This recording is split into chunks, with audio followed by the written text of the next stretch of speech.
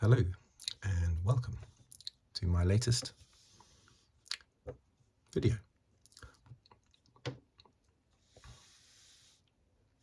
This one,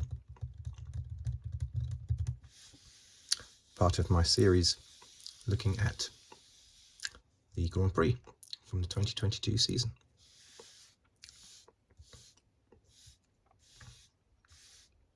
And this race was race number 15.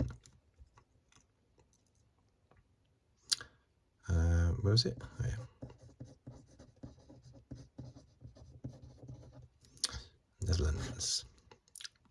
Let's have a little drink of tea. So my throat is a little bit hoarse at the moment.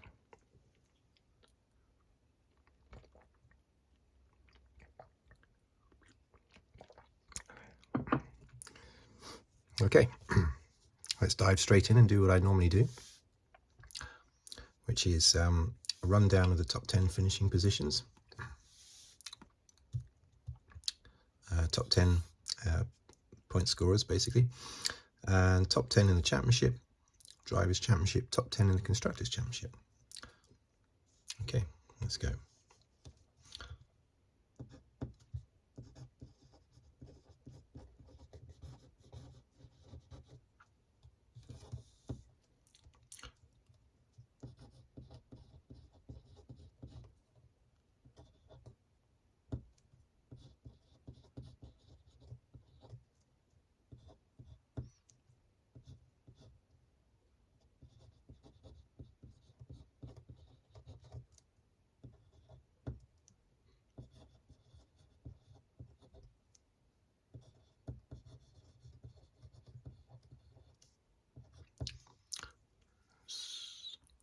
Get that back in focus.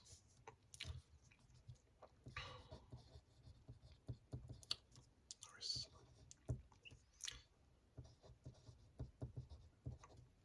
Sainz.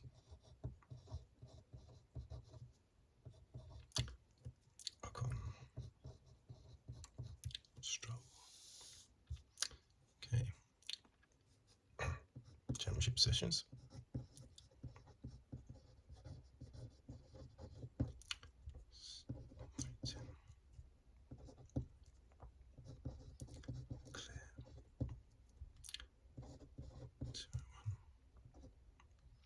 Actually, I think what you said, more wins. So Perez will be third.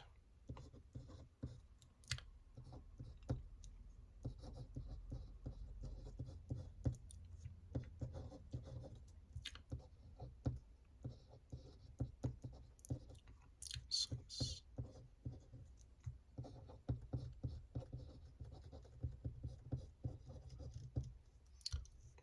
Hamilton.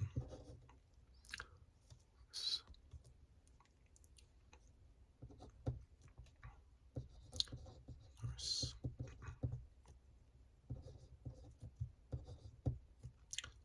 Ocon. 266. Alonso.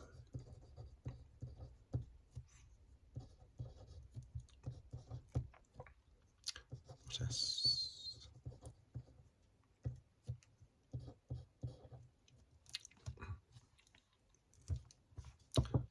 Okay, now the constructors.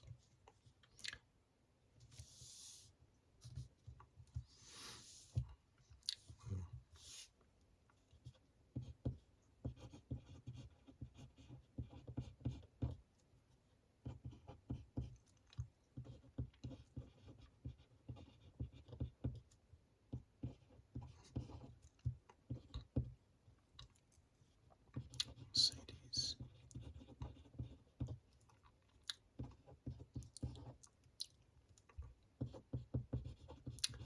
Alpine. 2-5. So another drink.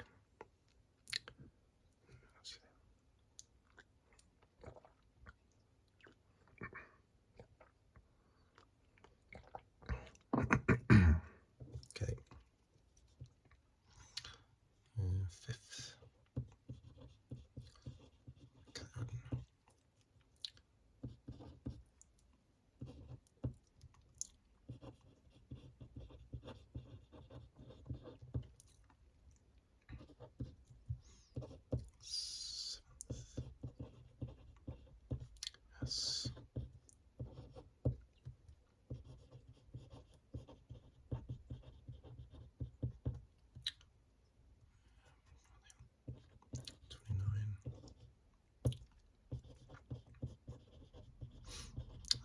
Martin 25.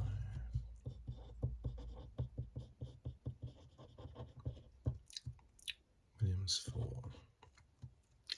Okay. So that was quite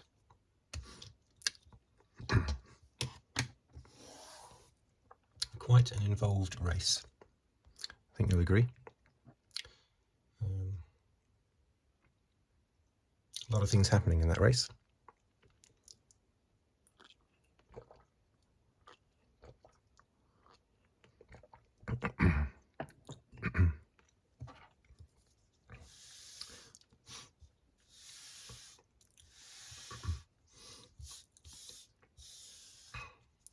What I'll do, so I'll just look at each driver and just comment on what I thought happened with them in the race, because so much happened in that race I don't really know where to start. I mean, you could argue I should start on lap 1, but this is not actually a recap of the race as such. This is just loose comments, basically, about what happened. So, Verstappen, very lucky, I think.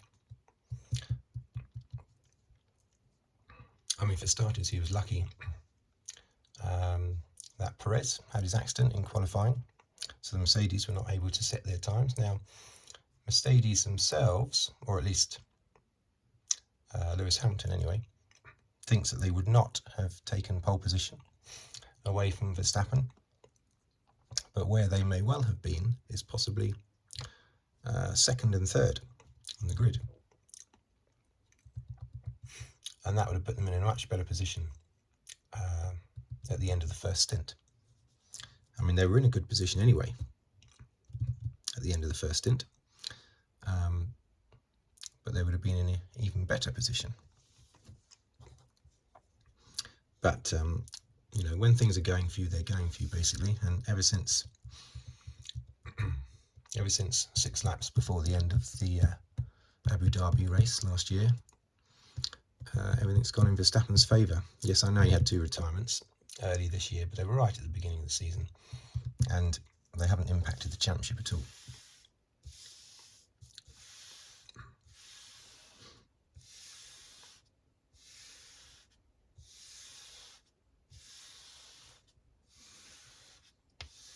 But I think he was fortunate. I think if the safety cars had not happened in the race today, I think Verstappen would probably still have won the race. But it would have been a lot closer, obviously, and there's always a chance that the Mercedes may well have pinched him. But still, very impressive. That's his 30th win. Just 1 behind Nigel Mansell in the all-time list now. So I think he's only, the 8th driver in history to hit 30 Grand Prix wins. And he's still very young, only 24, something like that.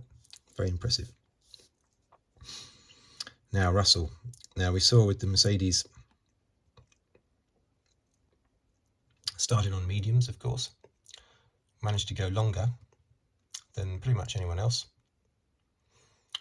Changed onto those hard tyres, and those hard tyres should have taken Russell and Hamilton all the way to the finish, where it would have been a case of, can Verstappen get past them on his softer tyres, which would have probably been soft tyres after his second pit stop. But of course, that was all destroyed by the safety cars. Firstly, what was the first one for? First one was for Tsunoda, wasn't it?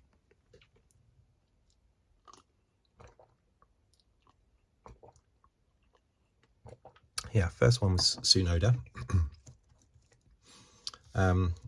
Some people raising an eyebrow over that, but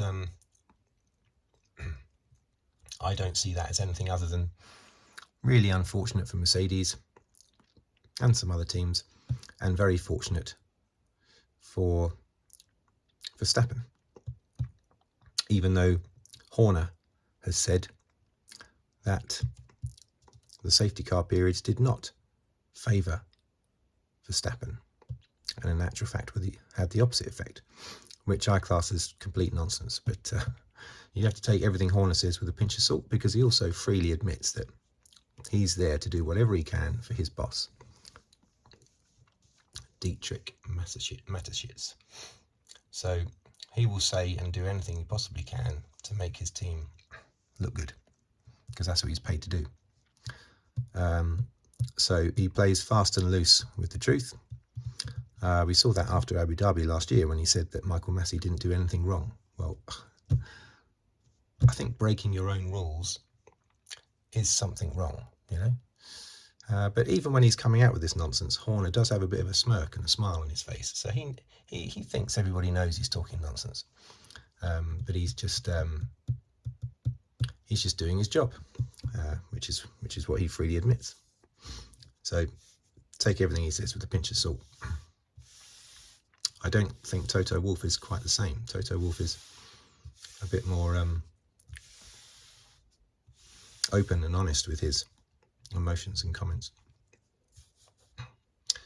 So yeah, basically that really ruined things for Russell and Hamilton.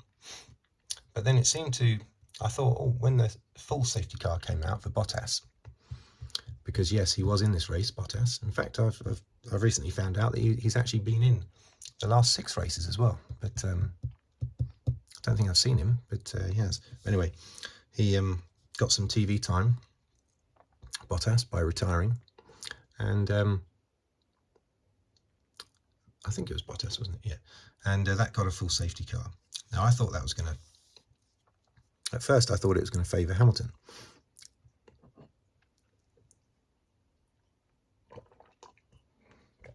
But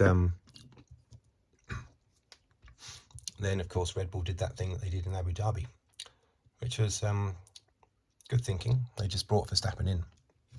Hamilton, again, lost out because he was the one leading. It's very difficult to make that decision if you're the one leading. If they had brought Hamilton in for after that pit stop, he would have lost position on the track, and then Verstappen probably would not have been brought in. And the team felt that was hampering, losing that track position would have hampered Hamilton. I think in hindsight they should have brought him in, but it's always very difficult when you're the leading driver. The one behind can always react, to you, basically, to whatever you do. Of course, Hamilton was in the heat of the moment after the race. He was a little bit miffed. That Russell had been allowed to say that he wanted to come in, so his rear gunner was removed, and then the other reason why he was miffed was because he was thinking, why is everybody else on softs and I'm on mediums? But you know, that's sort of all in hindsight, and I think Hamilton realises that. But yeah, it was a little bit Abu Dhabi-ish, I have to say. Especially the way that Verstappen got past him. Actually, Verstappen got past him even easier than he did in Abu Dhabi. It was a good move by Verstappen, the way he got past Hamilton. He pulled right alongside him, just before the line, literally, you know, probably centimetres behind him, maybe half a metre, something like that, alongside him as he crossed the line. And then, of course, immediately overtook him on that restart. So that was a very good move, very well timed by Verstappen. Could have gone wrong, I guess, but it didn't. It went right. So you have to applaud Verstappen for that overtaking manoeuvre on the restart. Should Mercedes have done what they did, bringing Russell in, not bringing, you know, I think as Toto Wolff said afterwards, whatever they did, they were going to be damned a little bit there. So in a way, they decided to just split their strategy and have Russell come in, fresh tyres, Hamilton stay out, track position. But from what Hamilton was saying, on the immediate aftermath of the race, whilst he was still in the car, he seemed to be saying that, seemed to be inferring that he wasn't involved in that decision making process about him staying out. But anyway, Hamilton was fine once he got out of the car, and I think had spoken to Toto. He was all chilled out and relaxed then, probably a bit embarrassed by his rants. I suspect all the drivers are embarrassed afterwards when they've been ranting in the car, but emotions are such a difficult thing to control that even though I suspect they tell themselves, never again am I going to instantly react like that. I'm always going to hold back, take in the facts, and then react. However much they tell themselves to do that, they always fail. But that's human nature.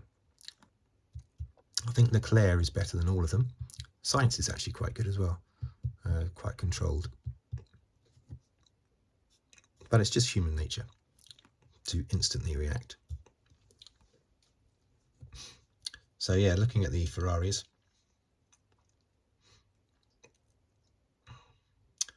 oh, where is he? There he is. Sainz. Dear me, he had 2 bad pit stops, didn't he? 2 terrible pit stops.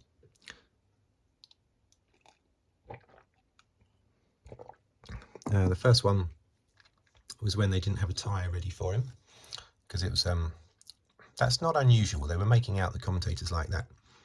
That sort of thing that only happens in Formula 3, but I've seen that in Formula 1 many times, when they either have the wrong tyres. I mean, Mercedes did it in Bahrain in 2020, didn't they, which ruined Russell's race, took that win away from him by having the wrong tyres, and for Bottas as well. So it's happened loads of times, either wrong tyres or a missing tyre. It does seem a bit odd when you've got a mechanic sitting there with their arms out as if they're holding something, and then they suddenly realise they don't have a tyre between their arms. That is a bit odd, but these things have happened plenty of times in the past. It's just that at the moment, as I said last week, any little mistake that Ferrari make, it's immediately jumped on, because it's seen that they've got some kind of problem with their strategy. So the slightest little mistake is latched onto, more so than any other team at the moment, I would say, which is a bit unfortunate for Ferrari, but they have, you could argue they deserve that, because they've been making these clangers, these terrible mistakes. Anyway, yeah, so Sainz had that missing tyre, and then the gun being run over as well, just to add insult to injury for the team. The gun being run over by Perez. And then on the second pit stop, what was that? Oh, unsafe release, wasn't it? Very unfortunate for Sainz. It's the race to forget about, 8th place, but I think it's a championship to forget about for Sainz. He's not looked good this year, nor has Perez. You know, Perez was all jumping about after Monaco as if, right, here we go. This is me now. I'm here. But these, quite frankly, number 2 drivers always get excited when they win that one race of the year. They forget all the other wins that their teammate has had. He was all excited after Monaco, but nothing's really happened since. Verstappen 10 wins this year, Perez 1. Last year I think it was 10 as well for Verstappen, and 1 for Perez. So Perez is virtually invisible at the moment. I mean, it reminds me of Gerhard Berger when he was Senna's teammate back in 1990 and 91. Berger, you know, good driver. He'd be up there. Would pick up sort of like 1 win a year. Although in 91 he only won the Japanese Grand Prix because Senna pulled over to let him go past to take the checkered flag, which is a bit of an insult. Not meant as an insult. Senna was trying to be nice, but to a professional driver, that's insulting them, isn't it? Going slow so that they can win. Anyway, Perez's position, same as Sainz, but more so Perez, which just reminds me of Berger in 1990, 1991. It's a bit more tea. It's like herbal tea, this is. I'm not a fan of normal tea, but this is, what is it, sort of ginger tea. But yeah, I'm not a normal tea drinker, or coffee drinker, actually. But ginger herbal tea, that's good. Yeah, so Perez virtually invisible in this race. What about when Hamilton got past Perez? He had to overtake Perez quickly. Perez did well to hold him up, but he only held him up for one lap.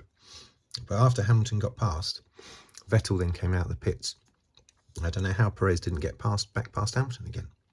Somehow he wasn't able to do it. And but that was a scary moment for Hamilton, that was. Another solid performance by Alonso. He's just doing super confident at the moment, isn't he?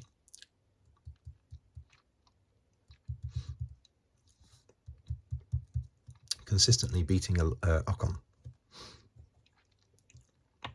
Soon to pass Ocon in the championship, surely. That gap is only there in the championship because Alonso sort of, for some reason, failed to score in like the first four or five races. But he's scored in, I think, every race since. Ocon scored well in those first few races. But Alonso has been chipping and is now past Bottas, who is barely in the championship anymore. Alonso is now past Bottas at long last, up to 9th. He will get past Ocon, I'm sure. So yeah, Alonso and Ocon, similar, normal routine every race. Ocon around about 6th, Ocon around about 9th. 10th place, often Stroll. He often slips in there for 10th. If not him, often his teammate Vettel.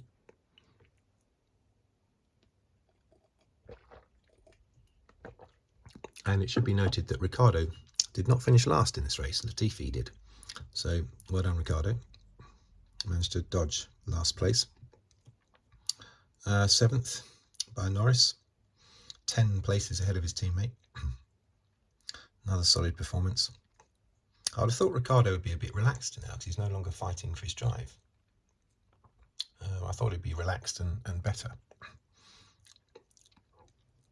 I know he had an unfortunate qualifying, but still, I'd have expected him to have done better in the race, Ricciardo. Championship, Leclerc and Perez. Who did I think was going to come second? Did I say last week? Too difficult to tell, really, isn't it? I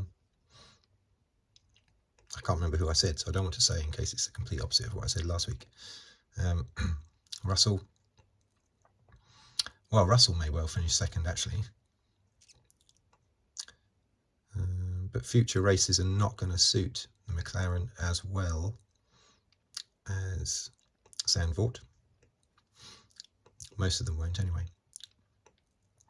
Sainz, well, he seems to be being dropped now by Russell. Hamilton, can he catch Sainz? Possibly.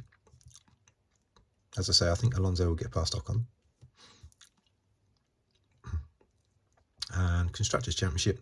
Now, the commentators are now tentatively saying, oh, maybe the championship is over for this year, possibly. Even the commentators who like to be impartial, even they're quietly suggesting that maybe the championship is over.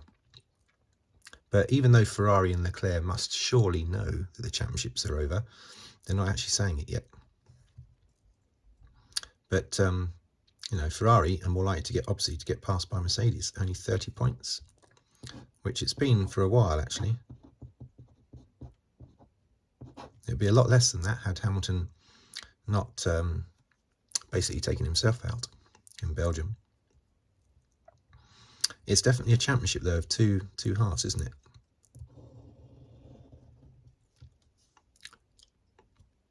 Wouldn't you say?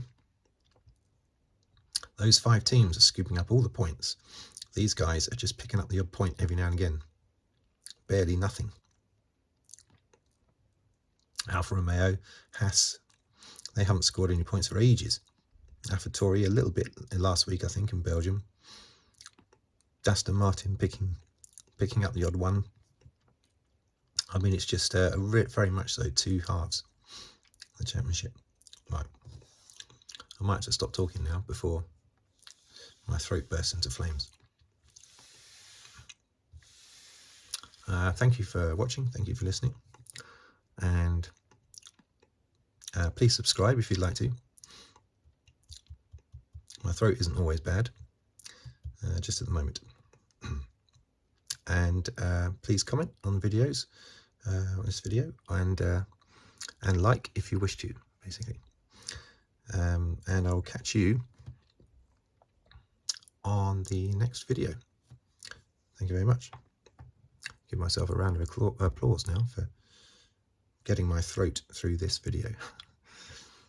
Thank you very much, and I'll see you next time.